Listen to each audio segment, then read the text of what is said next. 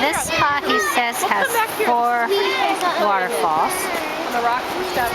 So over here, this is Ribbon Falls. We can only see part of it, but that's Ribbon Falls. And then there's El Cap. And next to El Capitan, way over there is Horsetail Falls, and that's only in the spring when the runoff. Then across the valley, that's Bridal Veil. And then he said if you follow along up here, way over here, almost up there, that is a frozen waterfall up there, and it's called Widow's Tears. Okay, bus is leaving, I better go.